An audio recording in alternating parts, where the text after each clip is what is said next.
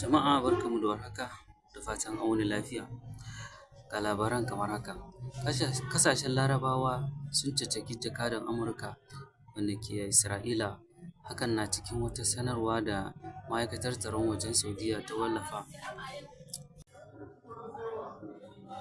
A yayin wata hira da an tambayi jakadan na Isra'ila Amurka a Isra'ila game da alkawarin littafin mai tsarki kan ƙasashe da guda biyu, Nilu zuwa kogin Filistin zuwa zuriyar Annabi Ibrahim. Carlson ya bayyana cewa yankin zai haɗa da Isra'ila, Jordan, Syria da Lebanon, wasu sassan Saudiyya da Iraki. A cikin wata hirar, martanin ya zo ne bayan jakadan ya yi magana kan batun faɗaɗa ikon Isra'ila a Gabas ta Tsakiya, kuma faɗaɗa ikonta ciki har da Isra'ila, musamman ma Gaza da Syria da Jordan da suke kusa-kusa da wannan ƙasar Yahudu. Dama su Yahudawa irin wannan yana iya faruwa a tsakaninsu, su da mamaya ƙasashe, za a iya ce musu ƙasa ce ta 'yan mamaya, musamman ma a tsakanin ƙasashen biyu. Sai dai shi wannan kalaman nasa kai tsaye masana suke cewa ya jawo wa shugaba Trump matsala ne a kan irinsa, saboda ya hargitsa al'amura a Gaza da kalaman nasa, musamman ma Gabas ta Tsakiya gabaki ɗaya da ƙasashen musulmai sun fito sun yi tir da wannan kalaman nasa da ba ta yi musu daɗi ba, ko kuma ba ta yi ma al'ummar musulmai daɗi ba kan faɗaɗa ikonta da Isra'ila ta ce za ta yi, saboda dalilai na yarjejeniyar tsaro da ake ciki a hali yanzu a haka.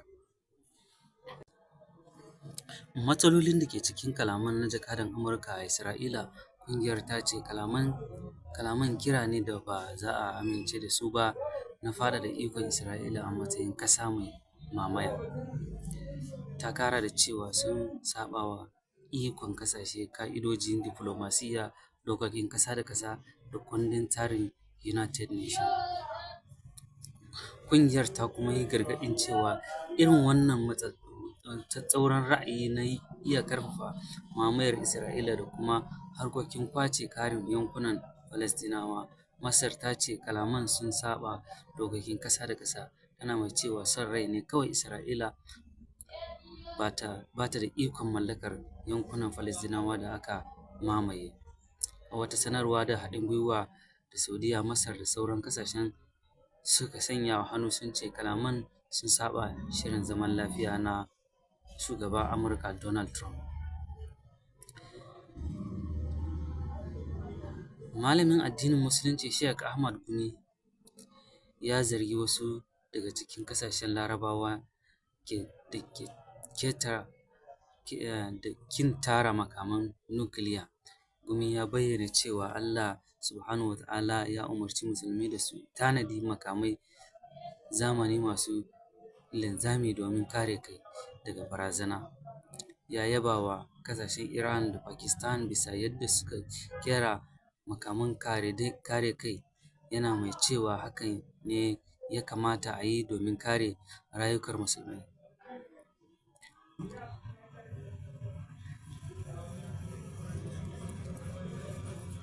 An bayyana naɗin shugaba Tinubu ya naɗa Aminu Ado Bayero a matsayin wanda zai dinga shugaban ciyarwa na Ramadan a nan jihar Kano.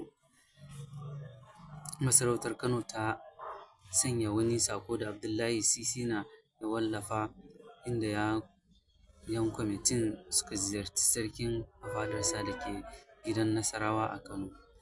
Tawagar ta ziyarci Aminu Ado Bayero ta haɗa da babban limamin masallacin ƙasa a Abuja, Farfesa Muhammad Kabir, tare da jami'ai daga ofishin sakataren gwamnatin tarayya, ciki har da babban sakataren ma'aikatar Muhammad Adamu.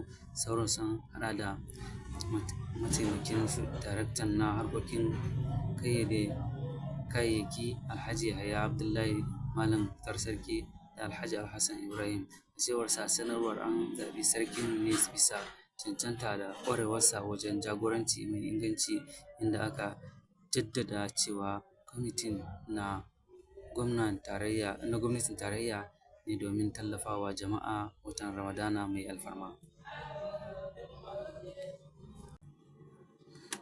Rahotanni sun nuna cewa wani ɗan bindiga ɗauke da makami ya yi harbi kan mai uwa da wabi a wani filin wasa bayan jama'a da dama sun taru.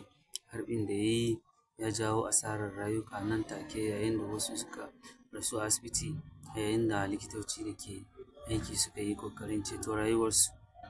Hakan ya zo ne bayan gwamnatin Shugaba Donald Trump ta aika da sojoji kimanin 100 Najeriya a cewar su zo horas da dakarun ƙasarsu wasu abubuwa.